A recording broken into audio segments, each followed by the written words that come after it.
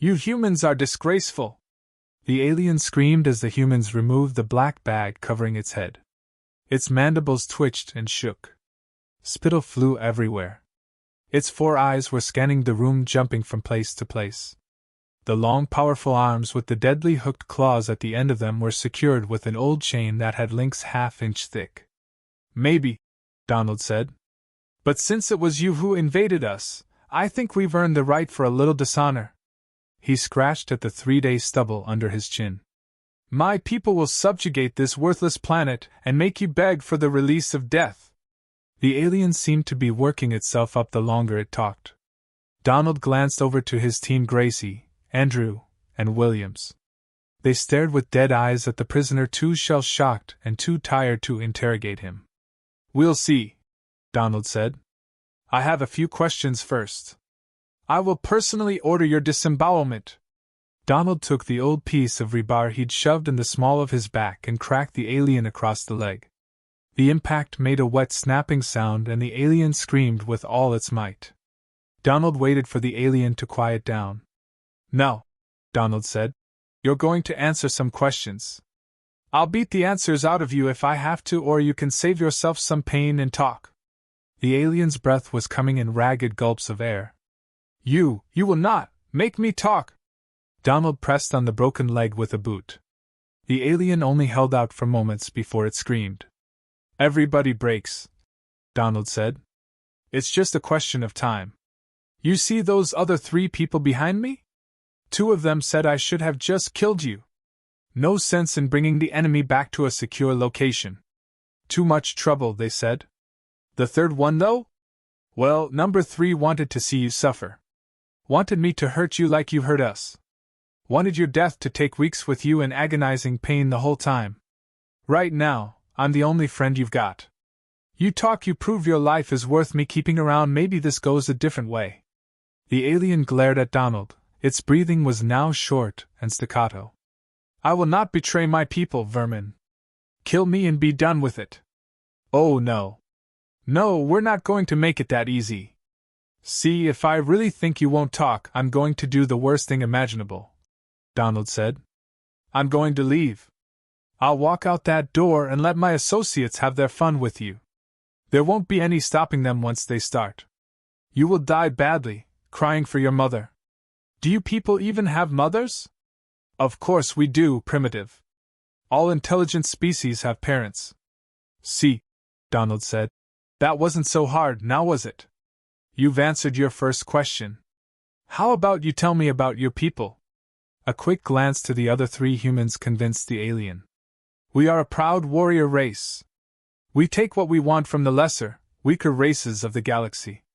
Your people are not sophisticated enough to be useful for your technology.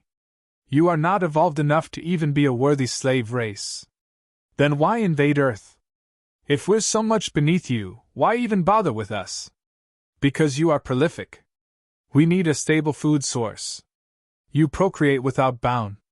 We will keep this Earth of yours as a farm. Some portion of you will be taken to other planets where the cycle will repeat. Donald considered a moment before answering. I don't buy it, he said. Sounds like something you'd make up on the spot just to scare us. Place your hand near my mouth if you think we will not devour your species, the alien said. Oh, I'm sure you'd bite my fingers off to sell the story. But you brought dozens of warships and God knows how many soldiers here. It seems to me that there would be a lot easier ways to get dinner. We fight back. We have weapons and intelligence. Besides, what are the odds that a completely alien race would even get any nutrition from life on Earth? Life throughout the universe shares similar biology. Similar enough to share food sources anyway. My people have a more refined palate than most, though. While we can survive on the musculature of simple beasts as your own sorry civilization does, to truly reach our full potential, we require more intelligent kind. How does intelligence make any difference? Donald asked. Brains, Gracie said. This piece of shit is talking about brains. Very good, the alien said. Maybe one of you isn't a totally ignorant fool. I shall eat that one last to savor it. Gracie fought back a shiver. Donald never flinched. So, Donald said. You get off on eating the brains of intelligent species. And you decided that Earth was a buffet. Something like that. I'm sure the deliberations of your betters is far beyond your abilities, the alien said. Suffice it to say that your species will serve as fuel for a much grander civilization as we sweep across the stars. Donald said. You know we'll fight you, right? The alien laughed in a high-pitched, chirping tone. Of course you will. Cattle do not go to the slaughterhouse willingly. But you will end up in the butcher's window all the same. Your pitiful weapons will mean nothing to us.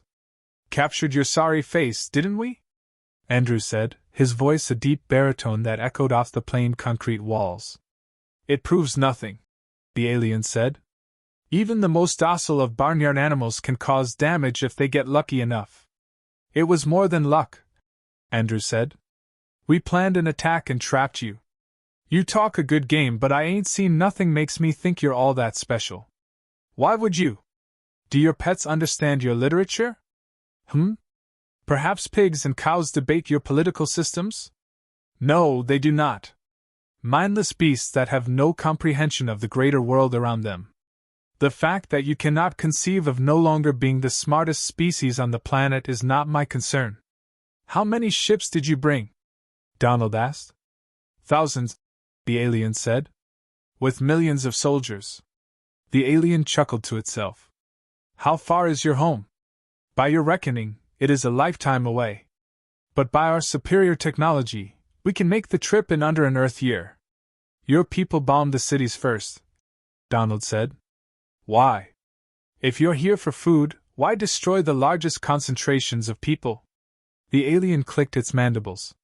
Cities breed rebellion and discontent. Making a show of destruction subdues the populace. It makes them realize the futility of resisting. Didn't work, Donald said. He nodded at the other people in the room. Destroying our cities just pissed us off.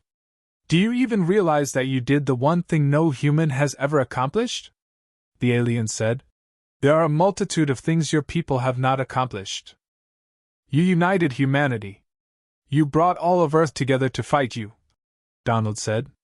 For our entire history, at least one group of humans have been at war with another group. Did that even occur to you? We've never had a period that didn't have some kind of conflict. And you thought invading us was a good idea. Kind of makes me wonder how you think you're so superior to us. You think your provincial conflicts are anything compared to the might of our armada? The alien asked. No, you're probably right. We've never fought a space battle. We've never invaded another world, Donald said. Then again, we didn't have any of those wonderful ships you guys did. We didn't have any neighboring species to steal from.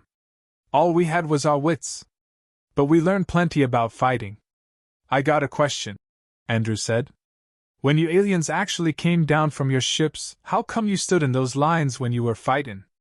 The alien rolled its head around to look at Andrew. Because that is the honorable way to fight. It shows you are civilized in warfare. It shows, Andrew said, that you're an idiot. What about these ray guns you got? How come they ain't killing more people? The alien scoffed. Civilized weapons are beyond brutes like you. Once the cities are destroyed, we only need to subdue the populace, not kill them. Man, you are totally ignorant, Andrew said. You dare judge us?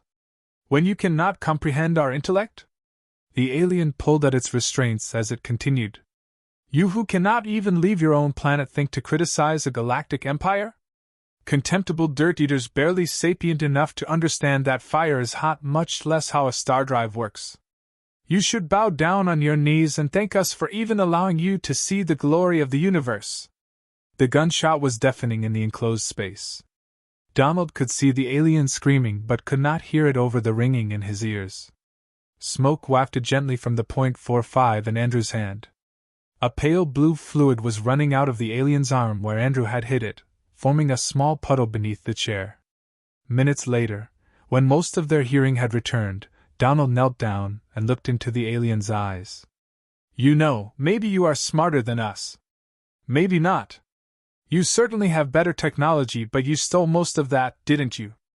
You've been in the world-conquering business for a while, so you've got us there. But I think we just might have an edge on you in one place. Can you guess what our edge is? The alien's face was growing pale, and its head sagged as it tried to look at Donald. Its eyes burned with hate and shame and fear and 1,000 other emotions. But it held its tongue.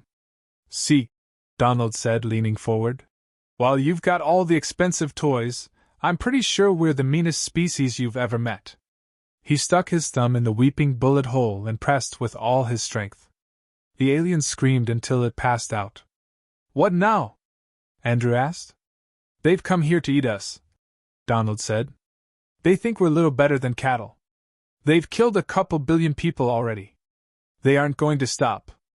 But they have shitty tactics and no real understanding of how any of their machines work.